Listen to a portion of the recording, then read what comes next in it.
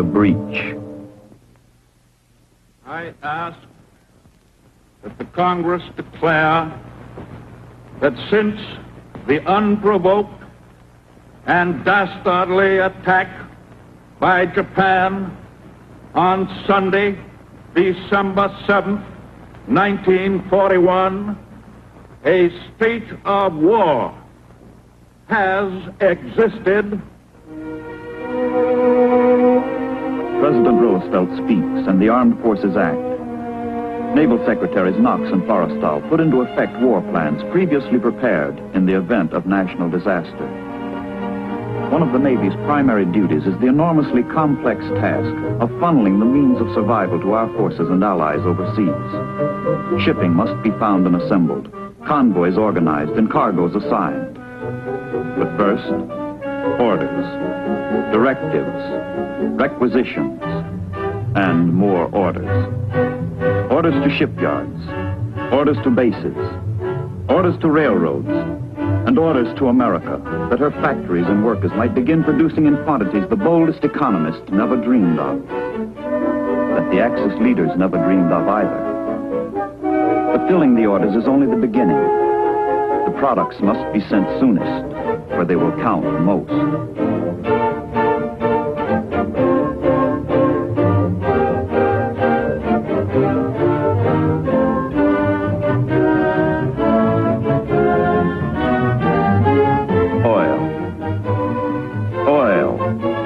Blood of the machine age is democracy's greatest material asset. Without it, she is defenseless. Without it, defeat is certain. From a port in the Gulf of Mexico, a tanker sets out on her long voyage to England.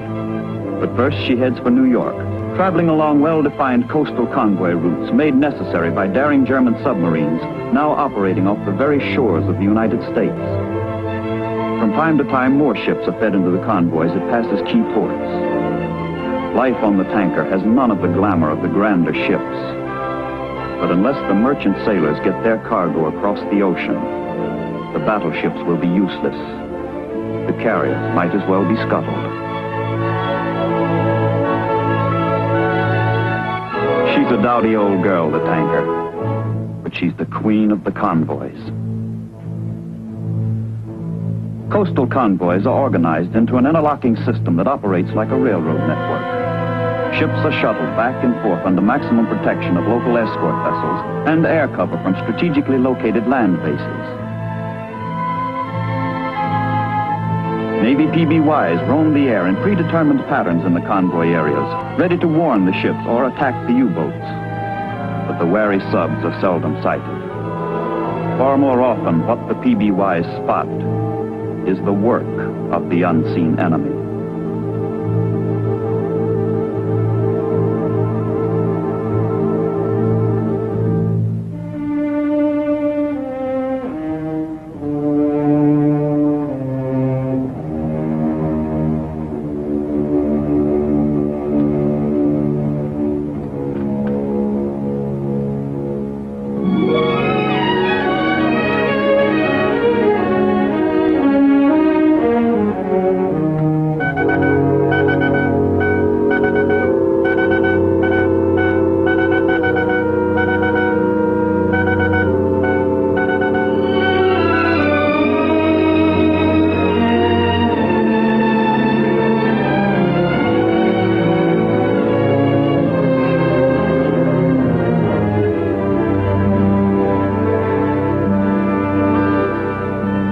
Sometimes the enemy leaves a trace, or what looks like a trace, an oil slick. The warning goes out at once, and a smoke bomb marks the spot.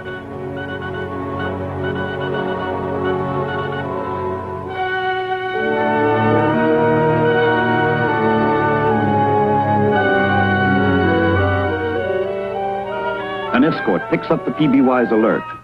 General quarters sound. Search for the enemy is on.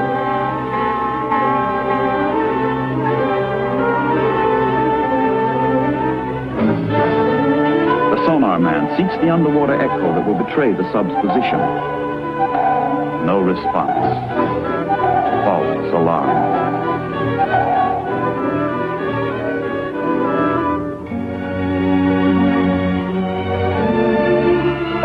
coast, cities keep their peacetime lights glowing until they learn how this benefits the enemy. The lights are beacons for the lurking U-boats. Offshore, enemy eyes are patiently peeled, waiting for a silhouette, a target.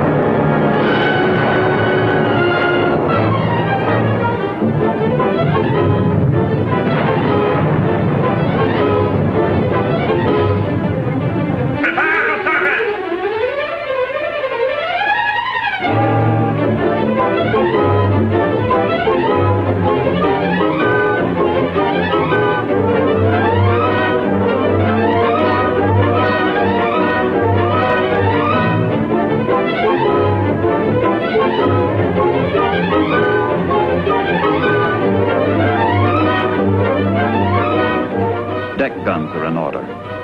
So bold have the Germans become, they dare to fight openly on the surface, a few miles off Main Street, USA.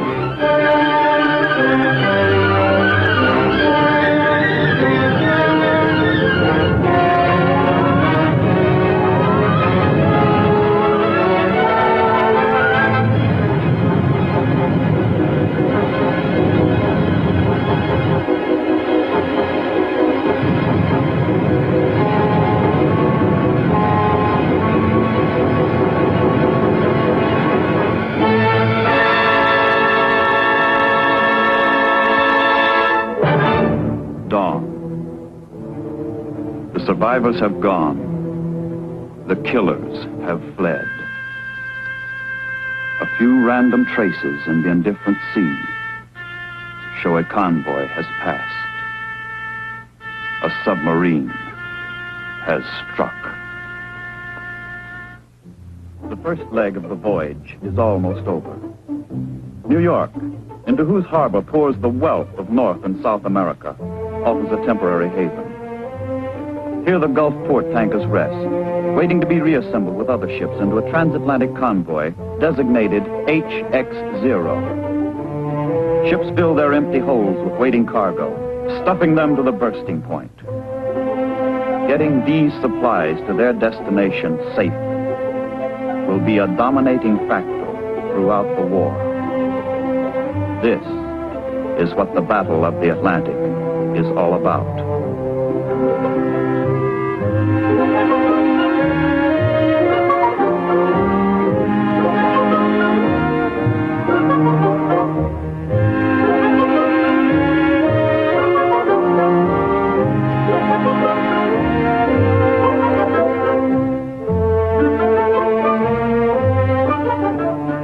The operation of a convoy requires organization, seamanship, and a knowledge of the enemy. Merchant captains and escort commanders get last-minute instructions from the convoy commodore and intelligence officers. Some of these men will not live through the ordeal ahead. For all of them, it's only a step or two from the conference table into battle. A battle that will begin as soon as their ships put to sea.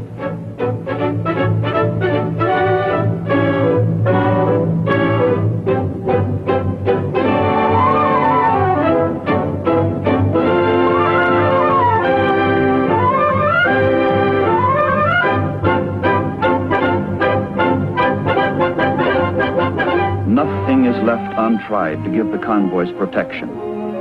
From their Lakehurst, New Jersey base, the Navy's lighter-than-air ships cover the convoys it puts to sea. The stately blimps lolling overhead are a comfort and a reassurance to the sailors below as they head into the unknown.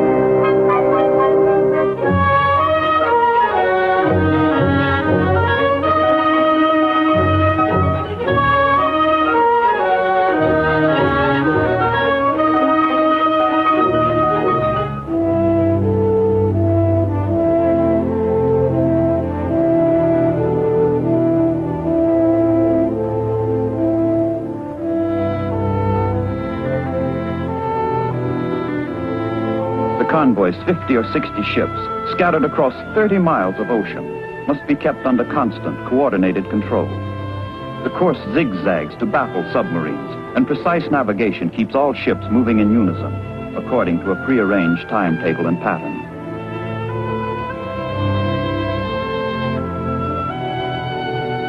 Meanwhile, the escorts act as watchdogs, with the aid of all the intricate new devices that science has added to war at sea. But there are not yet enough of them, leaving dangerous holes in the ring of protection around the convoy.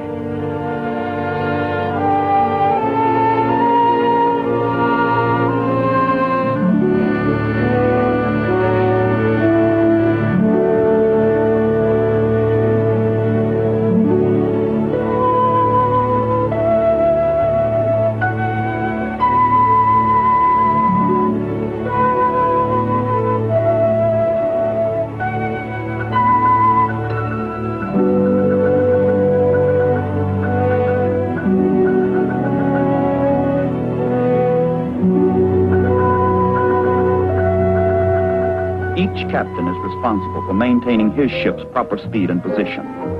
The strain of maintaining station never ceases. The ship that straggles behind is doomed. But for the sailors off duty, shipboard life takes a deceptively normal course until it is their turn to go on watch again.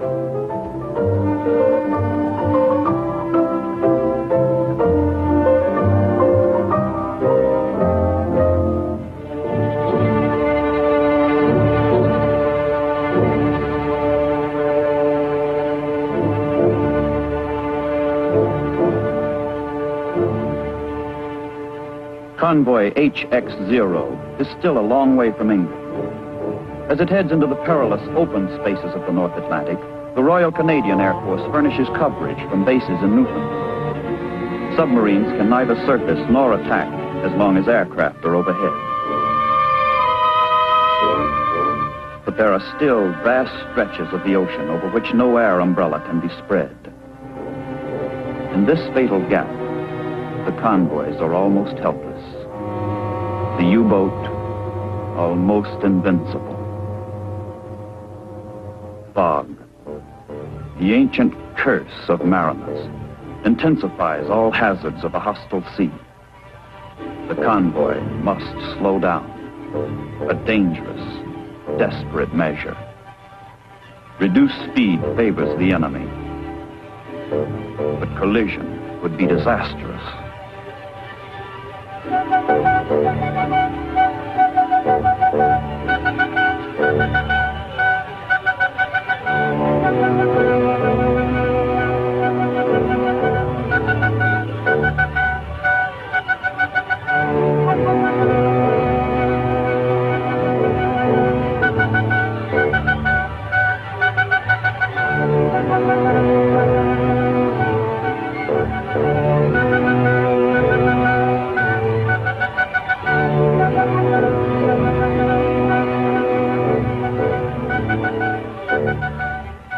The men in the convoy, nerves raw and weary to the point of exhaustion, strain their eyes, their brains, their faith,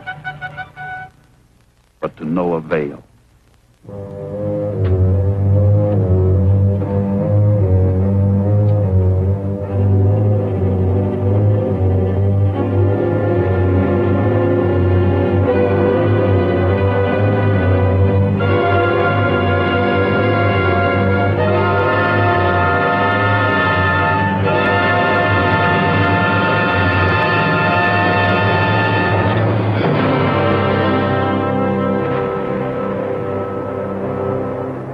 An escort ship signals the convoy to proceed while she tries to locate the enemy and counterattack. But the battle-wise German seamen know what to do. Submerge. Head for the bottom. Cut the engines. Sweat out the depth charges.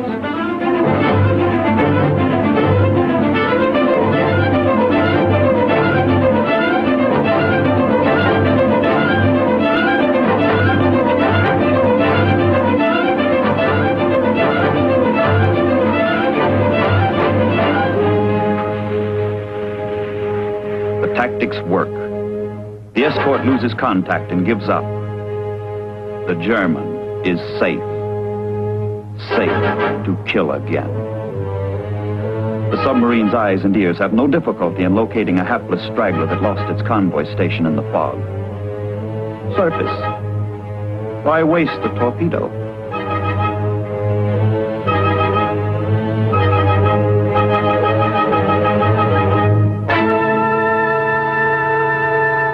The ship's armed guard has pathetically little with which to resist. But they fight back with all they have. Ship to sub, gun to gun.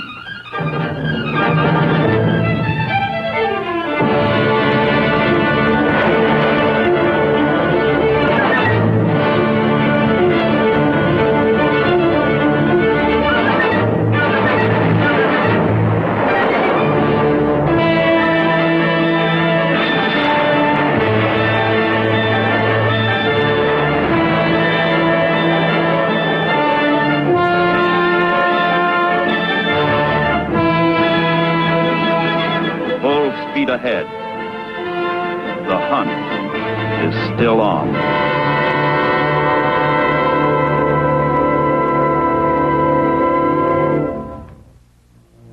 The wounded convoy shuffles along its agonizing course.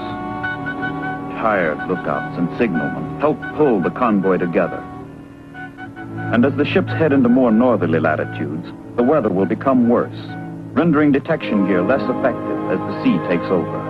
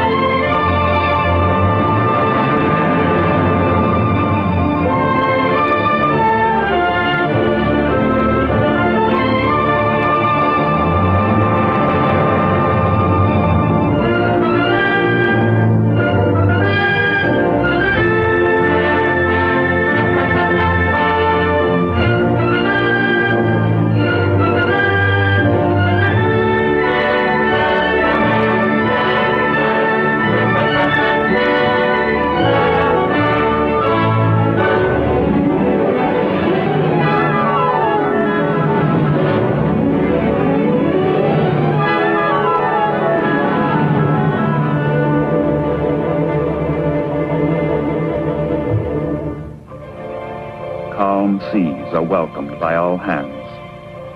Seasick sailors can hold up their heads. Those sore from the buffeting can relax. Everyone can dry out. All hands eat hot food again. Clear skies bring relief, and the men tend to forget the enemy. But their captains know this is folly. There is no safety in these waters. True, the convoy is closer to England, but it's also closer to German air bases. Now the enemy is over the ocean as well as under it. Scouting planes are constantly searching for Allied convoys, eager to spot one and radio its position, course, and speed back to base.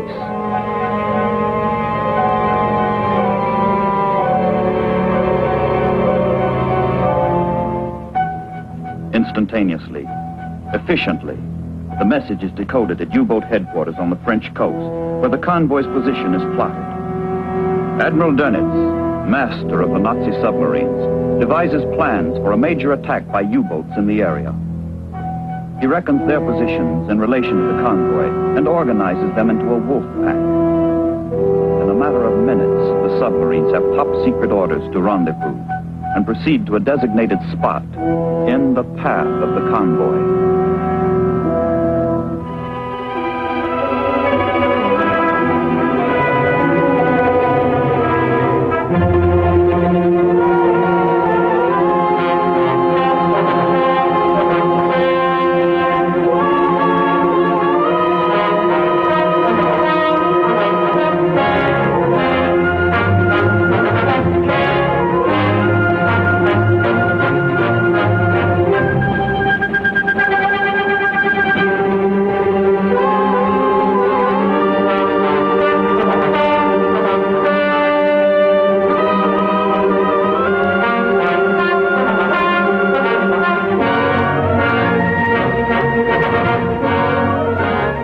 of the pack scans the horizon for the convoy. Interception is perfect. Prepare to submerge!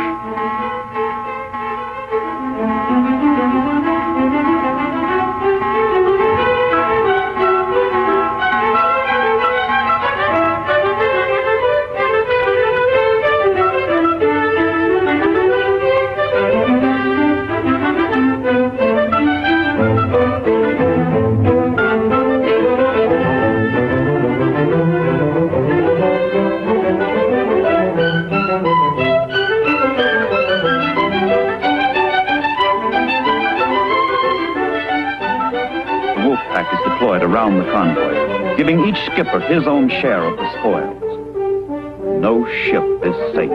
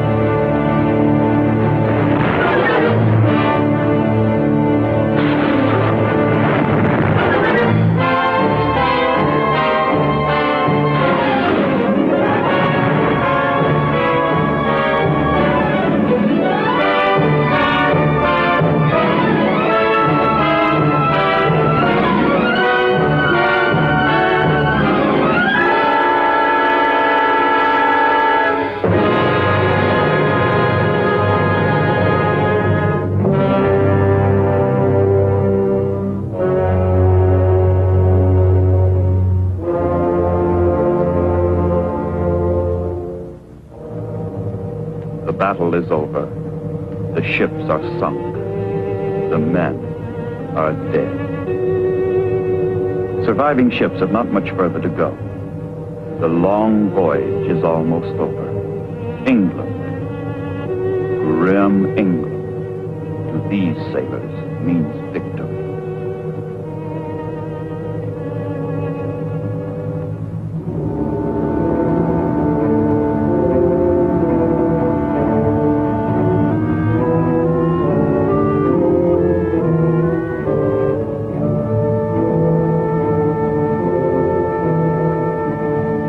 Victory in the Battle of the Atlantic.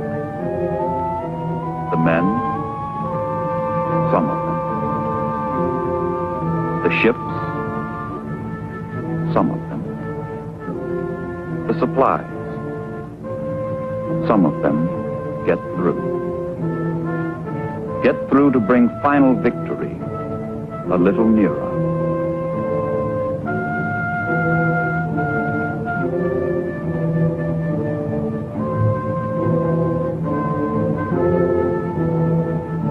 But who can measure the cost?